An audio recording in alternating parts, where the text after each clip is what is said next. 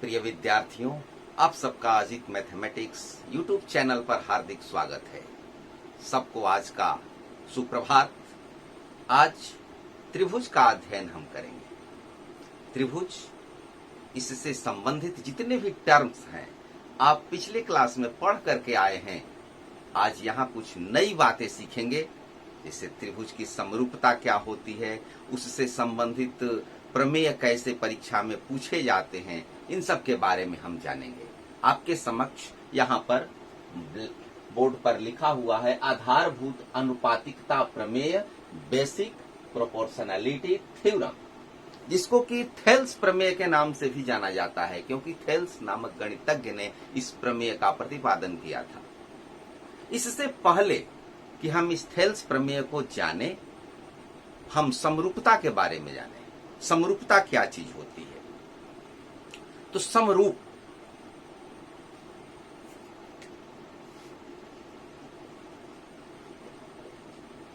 इसका यदि हम विच्छेद करें तो होगा समान रूप। रूप समान हो, जैसे हम अपना फोटो बनवाते हैं, किसी परीक्षा के लिए फॉर्म भरना है तो छोटा सा फोटो बनवाते हैं, कहीं घर में सजाना हो बड़ा बनवाते हैं। एक बार हम इस साइज का फोटो बनवा लिए, उसी को हम बड़ा कर सकते हैं, उसी को और बड़ा कर सकते हैं। यदि जरूरत पड़ी तो स्टाम्प साइज का भी फोटो बना लेंगे। सब में एक जैसी आकृति होगी, एक जैसा चेहरा दिखाई देगा। यही समरूप होता है। यदि आप इसमें चश्मा पहने हैं तो इसमें भी चश्मा पहने रहेंगे, इसमें टोपी पहने हैं तो इसमें भी आप टोपी पहने रहेंगे। जिस तरह का शेप यहां बनेगा उसी तरह से बनेगा, सब में रूप समान होगा। इसे समरूप कहा जाता है। ज्यामिति में या मैथमेटिक्स में इसको समझने के लिए, जैसे मान लीजिए कि हमने एक सर्किल खींच लिया, एक वृत्त खींच लिया, 1 सेंटीमीटर रेडियस का एक हमने सर्किल ड्रॉन किया, खींच लिया। अब यदि हम इसी सेंटर से इस सर्किल को बढ़ाएं, 2 सेंटीमीटर का कर दें, इसी सेंटर से, सेंटर चेंज नहीं करेंगे, इसी सेंटर से यदि हम 3 सेंटीमीटर का सर्किल बना लें, ये 2 सेंटीमीटर, ये 3 सेंटीमीटर का, तो ये समान आकृति हुई, समान, समरूप, सिमिलर फिगर हुआ, क्योंकि सेंटर एक ही है। एक तरह से और समझें कि यदि इसको संकुचित किया जाए, बाहर वाले वृत्त को संकुचित किया जाए, तो एक स्थिति आएगी कि इसको ओवरलैप कर देगा, इसको ढक लेगा। इसको यदि वो संकुचित किया जाए और कन्वर्स किया जाए तो यह इसको आकर के आच्छादित कर लेगा, ओवरलैप कर देगा, यानी एक दूसरे को ढक लेंगे। या अंदर वाले सर्किल को यदि बढ़ाया जाए तो बाहर वाले को जाकर के पूरा ओवरलैप कर लेगा, आच्छादित कर लेगा, यानी पूरा ढक लेगा। तो ये समरूप हुआ। तो यहां पर आप देख लीजिए कि वृत्त जो होते हैं, जो सर्किल होते हैं, वो समरूप होते हैं, सिमिलर होते हैं। ठीक इसी तरह से जो स्क्वायर होते हैं, वर्ग होते हैं, वो भी समरूप होते हैं, क्योंकि कोई भी स्क्वायर हम जब बनाएंगे तो ऑल ट्रायंगल, उसके जितने भी एंगल होंगे वो सब 90 डिग्री ही होंगे। अब इससे बड़ा स्क्वायर ले लिया जाए, इसको बढ़ाया जाए, तो एक स्थिति ऐसी आएगी कि ये चारों जो वर्टेक्स हैं, चारों जो शीर्ष हैं, इन चारों शीर्षों को पूरी ढक लेंगे, ओवरलैप कर देंगे। या इसको यदि समेटा जाए, संकुचित किया जाए, तो यह इसको ओवरलैप कर लेगा, आकर के इसको पूरा ढक लेगा। तो जितने भी स्क्वायर होते हैं वो समरूप होते हैं। एक और आकृति है जो समबाहु त्रिभुज कहलाती है। इन 3 आकृतियों को आप बिल्कुल याद रखेंगे कि ये 3 आकृतियां हमेशा समरूप होती हैं, सिमिलर होती हैं, वृत्त, वर्ग और समबाहु त्रिभुज। अब इसमें क्या फैक्ट है, क्या तथ्य है कि जितने भी एंगल्स होते हैं, एंगल्स यानी कोण, वो इक्वल होते हैं, एंगल्स इक्वल होते हैं, समान होते हैं। जैसे स्क्वायर में लिया या इक्विलेटरल ट्रायंगल समबाहु त्रिभुज में लिया जाए तो इवरी एंगल इसका जो होता है वो 60 डिग्री होता है। कोई भी हम समबाहु त्रिभुज बनाए तो उसका प्रत्येक एंगल 60 डिग्री ही होगा। कितना कैसा भी हम स्क्वायर बनाए, वर्ग बनाए, तो उसका सभी जो कोण होगा वो 90 डिग्री ही होगा। तो इसके सभी कोण समान होते हैं। साथ ही साथ जो साइड का अनुपात होता है, भुजाओं का जो अनुपात लिया जाता है, जैसे यह 1 सेंटीमीटर और ये 2 सेंटीमीटर, तो प्रत्येक भुजाओं का जो अनुपात है संगत भुजाओं का वो बराबर होता है। तो संगत भुजाएं समानुपाती होती हैं, करेस्पॉन्डिंग साइड्स, संगत भुजाएं समानुपाती।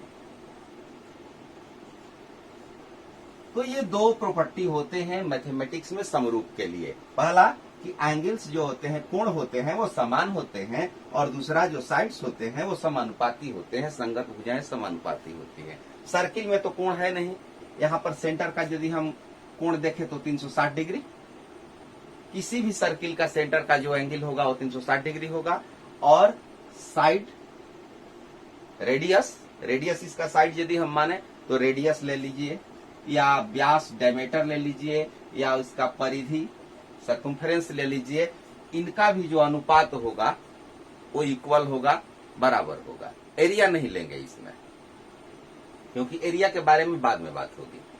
तो इस तरह से समरूप आकृतियों को हम समझते हैं। समरूप आकृति आप यदि समझ गए तो अब हम आगे देखेंगे कि थेल्स प्रमेय क्या है। और थेल्स प्रमेय समरूप आकृति पर ही निर्भर है। जहां समरूपता आप देखेंगे, समरूपता से संबंधित प्रमेयों को सीखेंगे।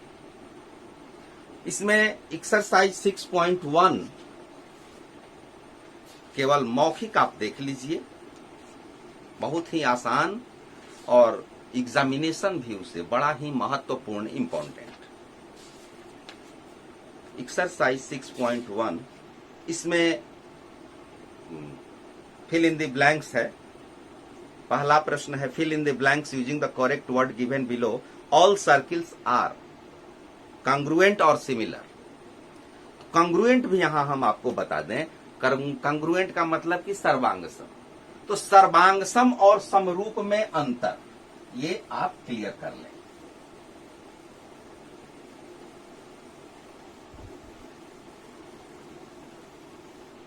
सर्वांगसम,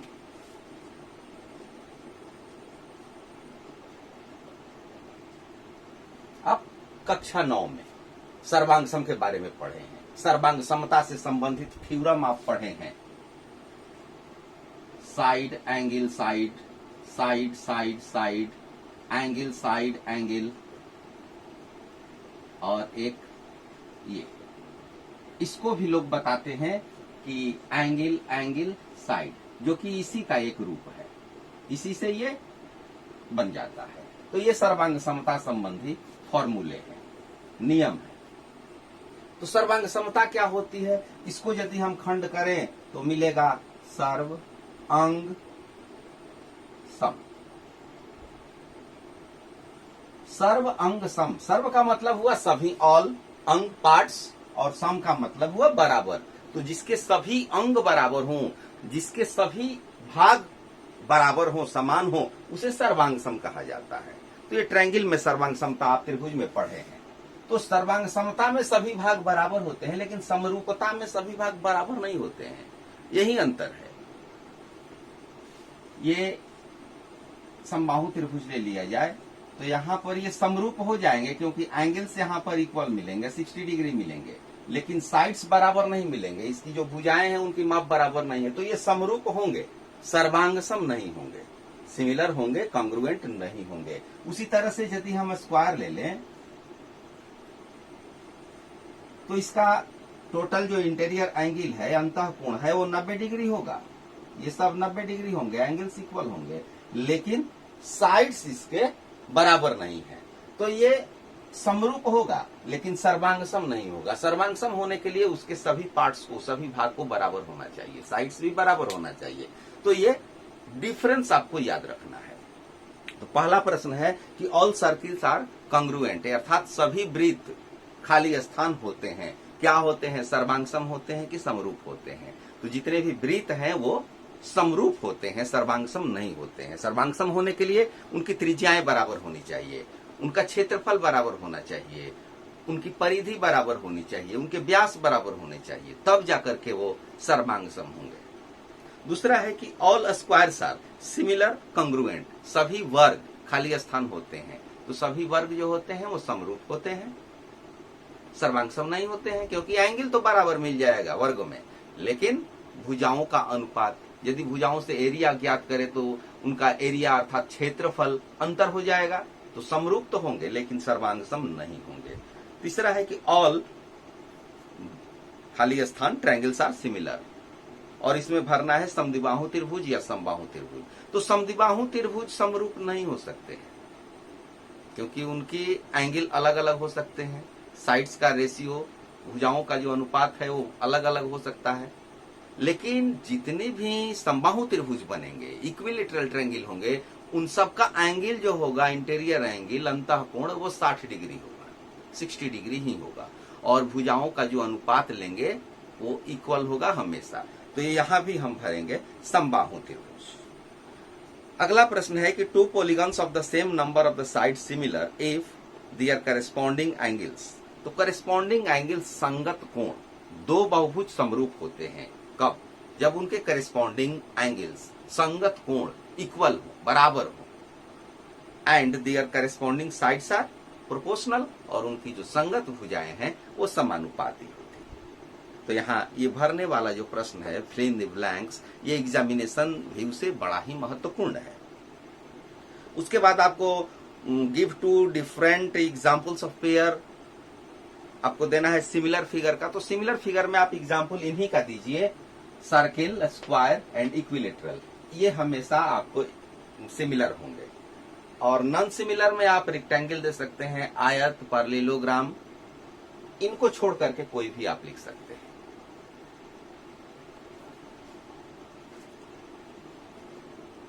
अब ट्रायंगल की जो सिमिलरिटी है, त्रिभुज की जो समरूपता है, उसके बारे में हम जानेंगे। त्रिभुज समरूप कब होंगे? तो त्रिभुज समरूप होने के लिए संगत कोण बराबर हो, पहला कंडीशन, और दूसरा कंडीशन कि संगत भुजाएं समानुपाती हो।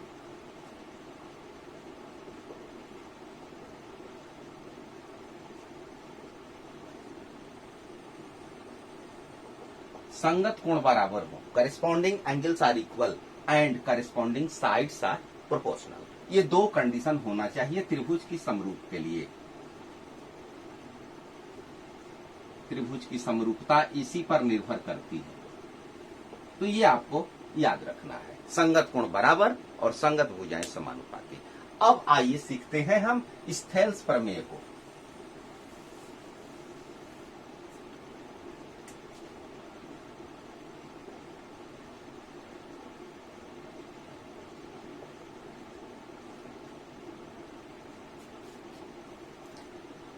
ये थेल्स प्रमेय क्या कहते हैं? त्रिभुज की किसी भुजा के समानांतर यदि कोई सरल रेखा खींची जाए तो अन्य दो भुजाओं को वह रेखा अन्य दो भुजाओं को समान अनुपात में विभाजित करती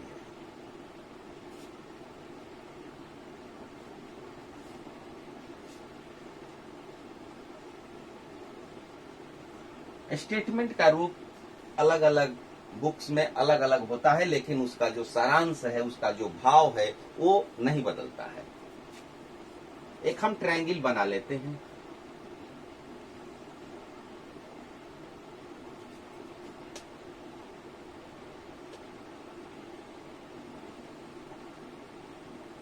किसी भी तरह का त्रिभुज बना लीजिए।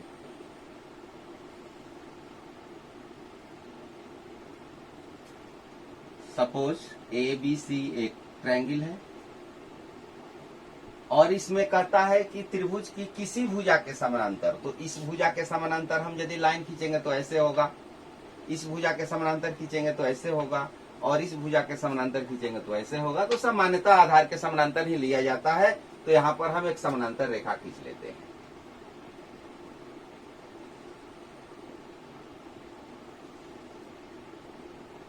हमने इसके समानांतर एक रेखा खींच दिया DE। अब DE रेखा, D बिंदु AB पर स्थित है, E बिंदु AC पर स्थित है। अब D AB को दो भागों में बांट रहा है, E AC को दो भागों में बांट रहा है। ये भाग AD और BD हुए, ये भाग AE और CE हुए। तो ये दोनों का जो अनुपात होगा AD और BD का रेशियो, वही AE और CE का रेशियो होगा। यही सिद्ध करना है कि ये दोनों बराबर होंगे। तो इसको लिखते हैं। दिया हुआ है गिवन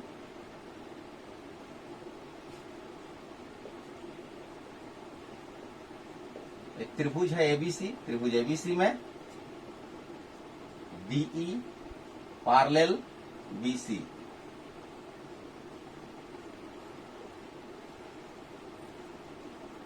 रेखा या रेखाखंड, जितना भी हम यहाँ पढ़ेंगे, रेखा और रेखाखंड में अंतर है। रेखा की लंबाई जो होती है असीमित होती है, यहाँ जो यूज होता है वो रेखाखंड ही है। सामान्यतः हमारी पुस्तकों में उसको रेखा मान लेते हैं। तो रेखा और रेखाखंड, तो एक रेखाखंड खींचा,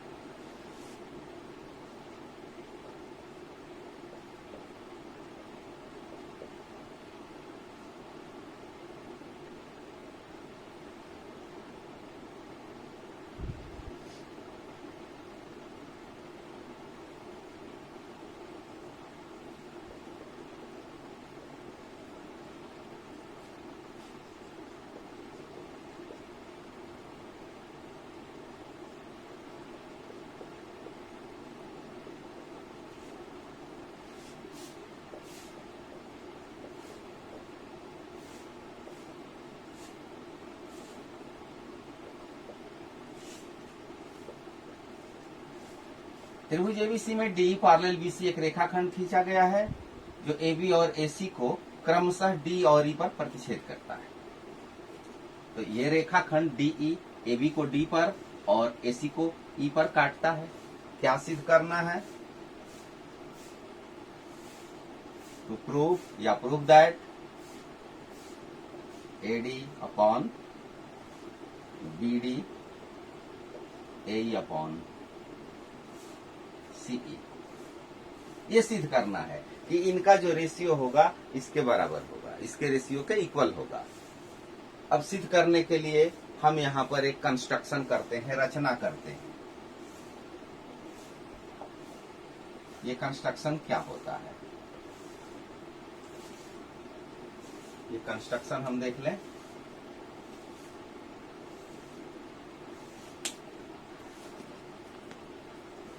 इस D से AC पर परपेंडिकुलर डालते हैं, लंब खींचते हैं, और E से AB पर लंब खींचते हैं।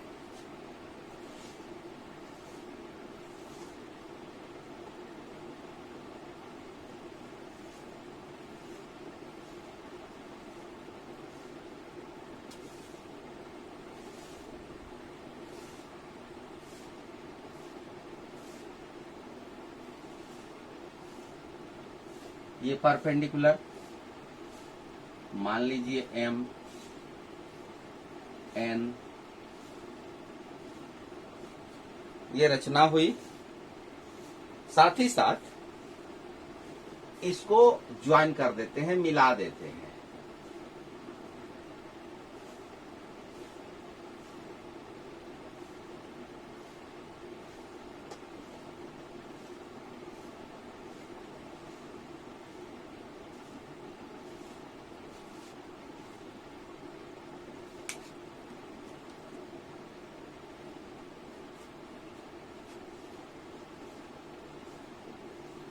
डी से डीएम लंब एसी और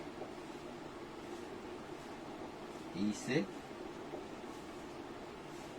ईएन लंब एबी डाला या लंब खींचा। अब यहां पर हम अपना प्रूफ लिखेंगे, प्रमाण। इसमें से अधिकांश बातें यहां तक तो इस साधारण प्रतिज्ञा से लिखी जाती हैं। उसके बाद कंस्ट्रक्शन जैसा होता है वैसा करते हैं और प्रूफ के लिए अब तर्क हमें देना है। हमको लेना है एडी और बीडी, इसका अनुपात लेना है। तो एक बार हम एरिया ले लें एडीई का, एरिया ऑफ ट्रायंगल एडीई,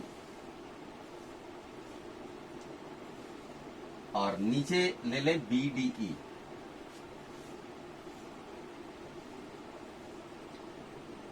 क्योंकि एडीई का एक साइड एडी है और बीडीई का एक साइड बीडी है, हमें लेफ्ट साइड में एडी अपॉन बीडी लाना है। अब यहाँ एक बात समझने वाली कि ई से जो लंब डाला गया है ईएन, यह एडी के लिए भी है, बीडी के लिए भी वो लंब है, साथ ही साथ एबी के लिए भी लंब है। ये लाइन जितना दूर तक बढ़ाया जाए, एबी को दोनों साइड में बढ़ाया जाए, उन सब के लिए ईएन लंब होगा। त्रिभुज का क्षेत्रफल 1/2 आधार, बेस हम यहाँ पर एडी लेते हैं, और ऊंचाई ईएन। फिर नीचे बीडी का क्षेत्रफल 1/2 आधार, इस बार बीडी लेंगे, और शीर्षलंब जो है वो ईएन लेंगे।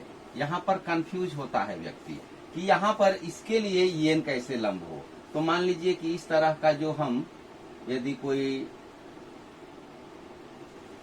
ट्रायंगल देख लें,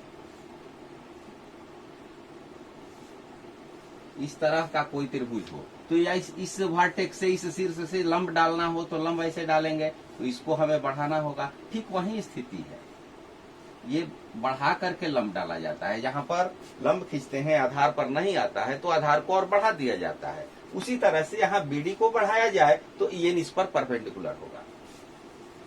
अब देखिए यहाँ 1/2 1/2 ईएन और ईएन कैंसिल हो जाएंगे, तो क्या बचेगा?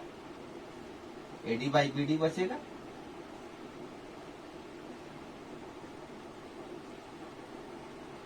नीचे लिख देते हैं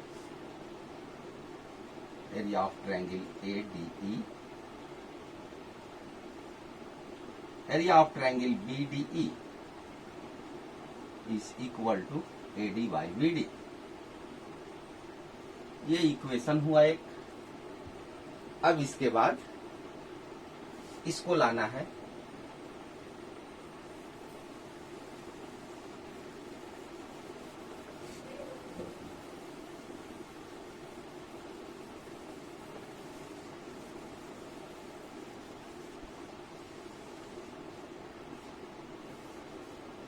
एक बार फिर लेंगे हम यही again area of triangle ADE, और इस बार हम इस इधर का लेंगे, इसको बेस मानेंगे, और ये ट्रायंगल लेंगे ईसीडी, सीडीई ट्रायंगल लेंगे, एरिया ऑफ ट्रायंगल सीडीई।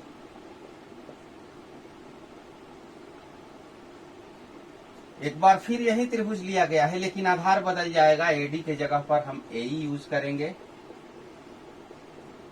और शीर्षलंब यहां से ये डीएम,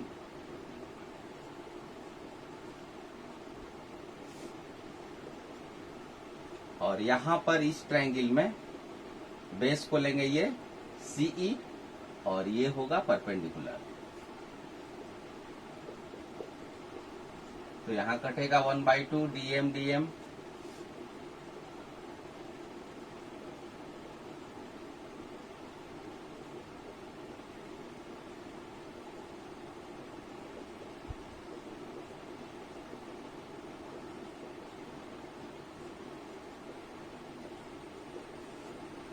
ये हुआ इक्वेशन नंबर 2। अब यदि यहां पर हम देखें तो इक्वेशन नंबर 1 का राइट हैंड साइड और 2 का राइट हैंड साइड, ये दोनों समान है, ये दोनों इक्वल हैं, तब लेफ्ट हैंड साइड बराबर हो जाएंगे। लेफ्ट हैंड साइड बराबर हो जाएंगे कब? लेफ्ट हैंड साइड में देखा जाए तो ऊपर का अंश ये बराबर है, तो हर को बराबर होना चाहिए। त्रिभुज BDE और त्रिभुज CDE, यहां देखिए त्रिभुज BDE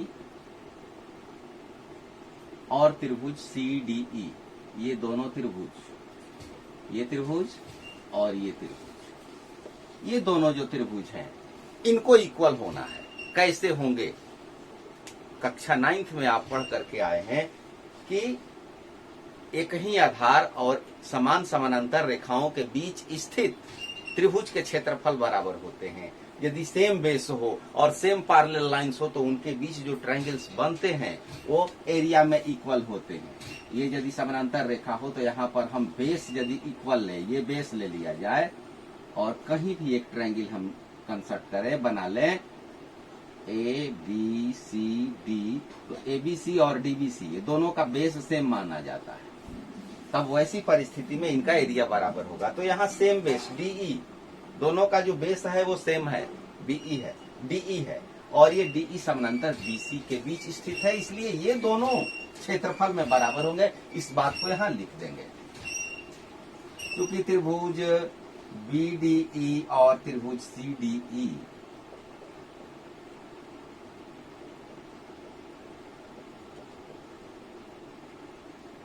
एक ही आधार, अब आधार कौन है? DE, तथा parallel lines DE parallel BC के बीच स्थित है।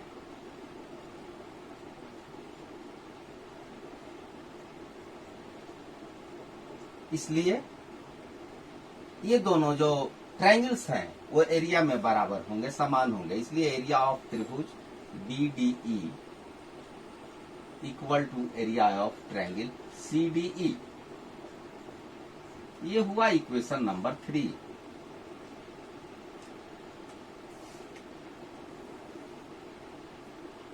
अब देखा जाए इक्वेशन नंबर 1, इसको equation number 1 area of ADE by BDE, equation number 2 area of ADE by CDE और equation number 3 BDE is equal to CDE in area. अब लेफ्ट हैंड साइड को देखें, ये बराबर है ADE के बराबर है, CDE BDE के बराबर है, यहां पर देख रहे हैं। तो यदि हम इन तीनों समीकरणों को एक साथ कंबाइंड करें, संयुक्त करें, तो हमें ये राइट हैंड साइड ये बराबर मिल जाएंगे। बस यही बात आपको लिख देनी है।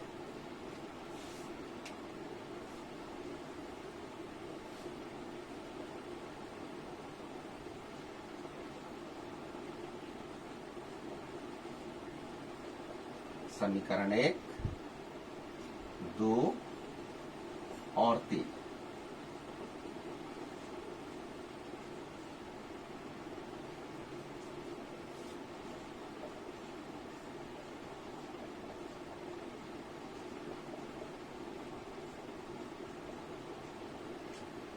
एक, 2 और 3।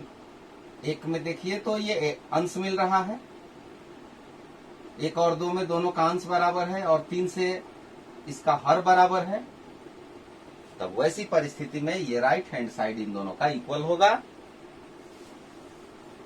AD by BD is equal to A by CE।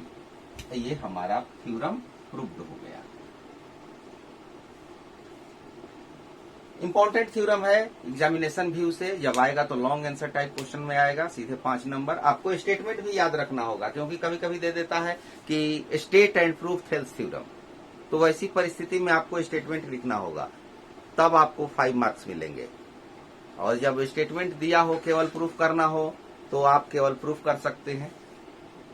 इसलिए स्टेटमेंट के साथ याद रखना है।